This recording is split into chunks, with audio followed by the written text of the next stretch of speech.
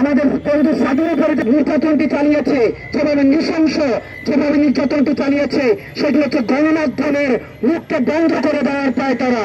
Syndicate, চাঁদাবাজি, আমরা যে জিনিসগুলো প্রতিনিয়ত মানুষের জীবনকে দুর্বিষহ করে তুলেছে, সেগুলো স্থায়ী পুনর্বাসন আমরা নিশ্চিত করব।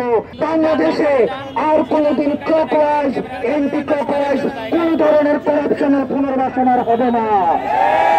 আমাদের ছাত্র নাগরিকের অংশগ্রহণে যে বিপ্লবটি হয়েছে, আমরা দেখেছি আমাদের বিপ্লবকালীন সময়ে, আমাদের গণ অভ্যুত্থানকালীন সময়ে আমাদের সকল শ্রেণী পেশার মানুষ, ছাত্র নাগরিক সবাই রাস্তায় নেমে এসেছিল। তখন পুরো বাংলাদেশ দুইটা ভাগে বিভক্ত ছিল, একটা হলো নির্যাতক, আরেকটা হচ্ছে নির্যাতিত। আমরা দেখেছি তখন নির্যাতকের ভূমিকায় ছিল আওয়ামী লীগ, ফ্যাসিজম। আজকে দুর্ভাগ্যের বিষয়, এতদিন আওয়ামী লীগ ক্লকওয়াইজ করাপশন করেছে, ক্লকওয়াইজ চাঁদাবাজি করেছে, ক্লকওয়াইজ টেন্ডারবাজি করেছে, ক্লকওয়াইজ সিন্ডিকেট করেছে। আমরা আশাহত হচ্ছি আমাদের ছাত্র নাগরিকের অভ্যুত্থানকে পুঁজি করে এন্টি ক্লকওয়াইজ হিসেবে আবার অন্যান্য রাজনৈতিক দল তারা আবার এই সিন্ডিকেট, চাঁদাবাজি, আবার এই ধরনের অপকর্মগুলো রাষ্ট্রে পুনর্বাসন করার চেষ্টা করছে। আমরা ছাত্র নাগরিকদের কাছ থেকে আপনাদেরকে আহ্বান জানাচ্ছি, আপনাদেরকে সতর্ক করছি, বাংলাদেশে আর কোনদিন ক্লকওয়াইজ এন্টি ক্লকওয়াইজ কোন ধরনের করাপশনের পুনর্বাসন আর হবে না।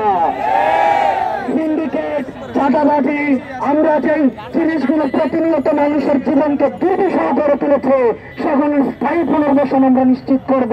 আমরা স্থায়ীভাবে যেভাবে ফ্যাসিস্ট সরকারকে আমরা বর্ডার ক্রস করে পাঠিয়েছি, আমরা ঠিক এই চাঁদাবাজ, দুর্নীতিবাজ, সিন্ডিকেট যারা লালন করে, পোষণ করে, যে কোনো রাজনৈতিক দলের হোক না কেন, তাদেরকে আমরা ঠিক সেভাবে আমরা আইনের হাতে সোপর্দ করে দিব। আমরা দেখছি গত কিছুদিন ধরে আন্দোলন পরবর্তী সময়ে বিভিন্ন জায়গায় টোকেন দিয়ে চাঁদাবাজির যে প্রচলনটি আওয়ামী ফ্যাসিজমের সময় ছিল, সেটি বন্ধ ছিল। আবার দেখছি এখন বিভিন্ন রাজনৈতিক দলের পৃষ্ঠপোষকতায় বিভিন্ন টেম্পো স্ট্যান্ড, ফেরিঘাটে, কাঁচা বাজারে, রাস্তার মোড়ে, বিভিন্ন ফ্লাইওভারের নিচে আবার বিভিন্ন টোকেন বাণিজ্য শুরু হয়েছে।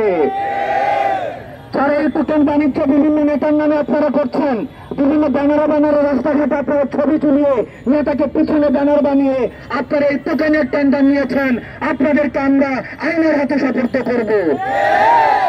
আমরা স্পষ্ট করে বলতে চাই, গণবিমুখ যে কোনো ধরনের সিদ্ধান্ত এই ছাত্র নাগরিক রুখে দিবে।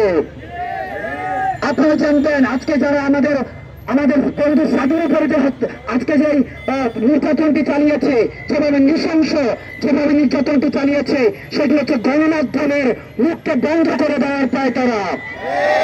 আমরা ফ্যাসিজমের সরকারের সময় দেখেছি সরকার ইন্টেনশনালি যারা কথা বলতে চায়, দুর্নীতির বিরুদ্ধে দাঁড়ায়, সিন্ডিকেটের বিরুদ্ধে দাঁড়ায়, তাদেরকে আইনা ঘরে পাঠিয়েছে, তাদেরকে মিউট করে দেওয়া হয়েছে, তাদেরকে গুম করে ফেলা হয়েছে।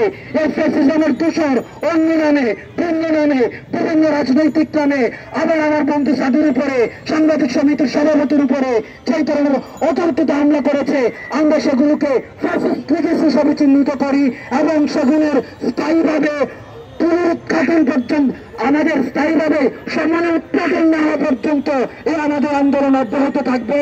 এবং চামিলি এবং বিএনপির যে স্বপন, তাদেরকে দ্রুততম সময়ের মধ্যে আইনের আওতায় নিয়ে আসতে হবে।